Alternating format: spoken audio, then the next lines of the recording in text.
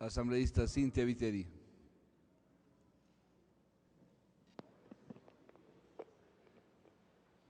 Señores legisladores, presidente de la Asamblea, yo quiero empezar por el final.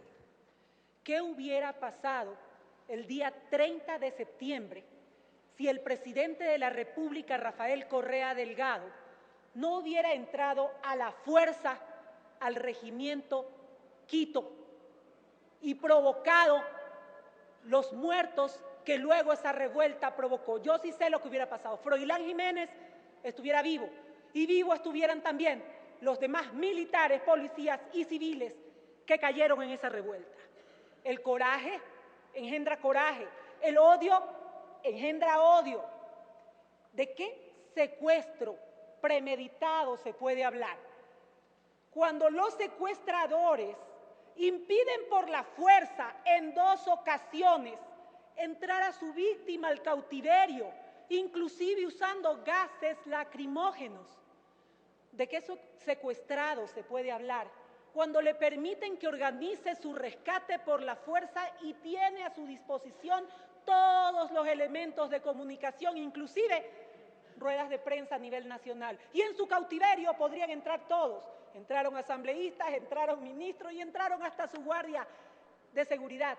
¿De qué golpe de Estado podemos hablar cuando nadie, absolutamente nadie, reivindicó para sí esa revuelta, ni se quiso tomar el poder? Todas las funciones del Estado seguían exactamente igual. Los organismos de control seguían exactamente igual, es decir, controlados por el Estado. Ahora, cuando el saldo son viudas, madres desesperadas, niños huérfanos, al presidente de la República no se le ocurre decir otra cosa que soy así y qué, es mi carácter. La verdad, señores, es que el día de hoy este Parlamento debe pronunciarse sobre lo que pasó el 30 de octubre, pero con la verdad.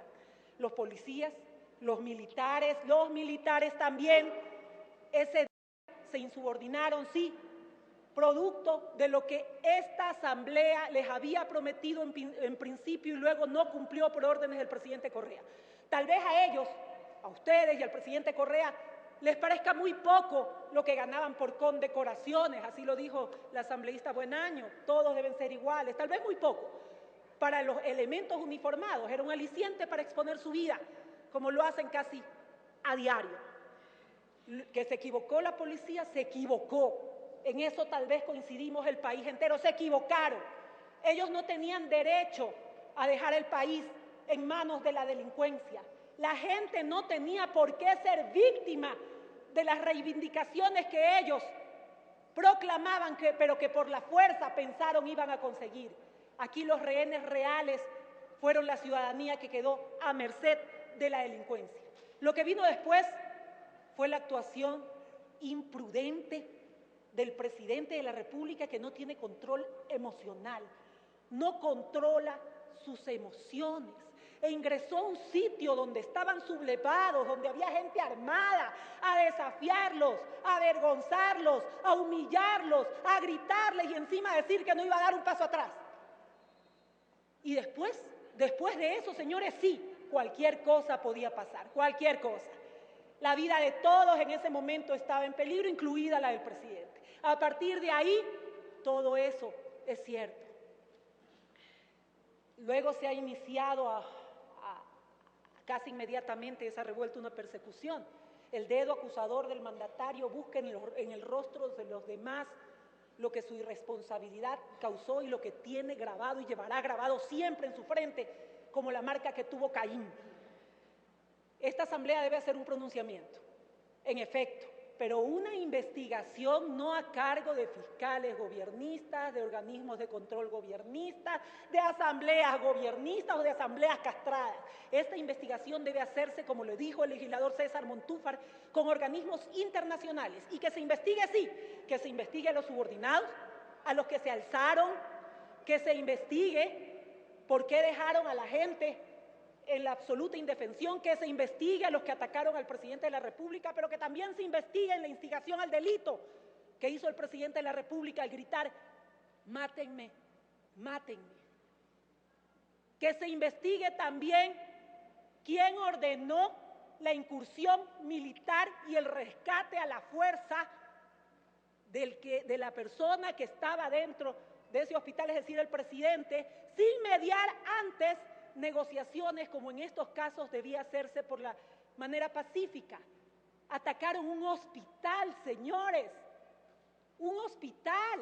Eso está prohibido y ni en guerra se atacan a los hospitales. Eso está considerado como un delito de lesa humanidad.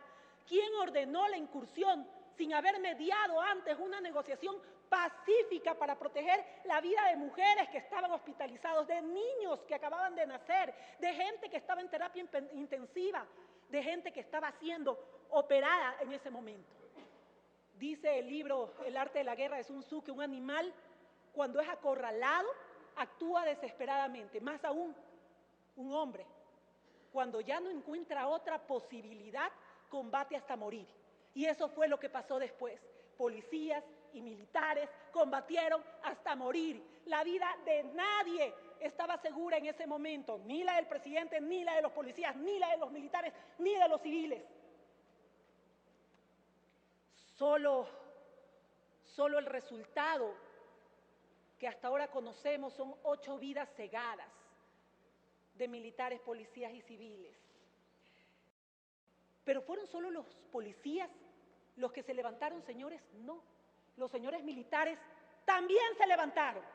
En la mañana se habían tomado el aeropuerto, se habían tomado el avión presidencial, se habían tomado el helicóptero presidencial, se habían tomado las afueras del Ministerio de Defensa. Pero aquí, ¿qué pasó? Hubo otro conciliador, señores. El que fue a hablar con ellos fue el ministro de Defensa. El que dialogó con ellos fue el ministro de Defensa. Y que hubo diálogo y negociación, la hubo. Por eso fue que el jefe del Comando Conjunto de las Fuerzas Armadas salió al mediodía a decir que respaldaban al presidente, condicionando ese respaldo a la promesa que le había hecho el ministro de Defensa de cambiar la ley a través de la cual le quitaban sus beneficios. Eso fue lo que pasó ese día. Y tal es así que la frase ni un paso atrás y que nada por la fuerza se desvaneció el sábado. Las reivindicaciones laborales se dieron inmediatamente y es más, el ministro de Defensa ha prometido, y así lo recogieron los medios de comunicación, que a través de decreto iba a dar las compensaciones que por condecoraciones habían perdido a través de esta ley el elemento uniformado. Ni perdón ni olvido, dijeron no solamente el presidente, sino todos ustedes. Y comenzaron a señalar casi desquiciados a los conspiradores, buscando en el rostro de los demás las consecuencias de su negligencia al actuar en un conflicto, en una crisis como esta. Pero no fue perdón y olvido lo que ustedes también dieron a quienes en un secuestro anterior a otro presidente dijeron que aquí se convertían nada menos que en víctimas y en héroes a través de una comisión de la verdad. He visto con atención el video que aquí han presentado no solamente el presidente del Congreso, sino el señor Velasco. Sí, ese video me recuerda perfectamente, gente de doble ánimo, lo que sucedió en el 2007 con los legisladores de ese entonces y con este mismo Parlamento. No fueron ustedes, su gobierno, los que vinieron aquí y sacaron a patadas a legisladores. No fue usted, señor César Rodríguez, quien se metió al Tribunal Electoral. Claro, es difícil reconocerlo en esas tomas. Ahí usaba otra clase de ropa. Pero se metió a sacarlos y dijo a voz en cuello: vamos a tomarnos ese Congreso como una marea humana.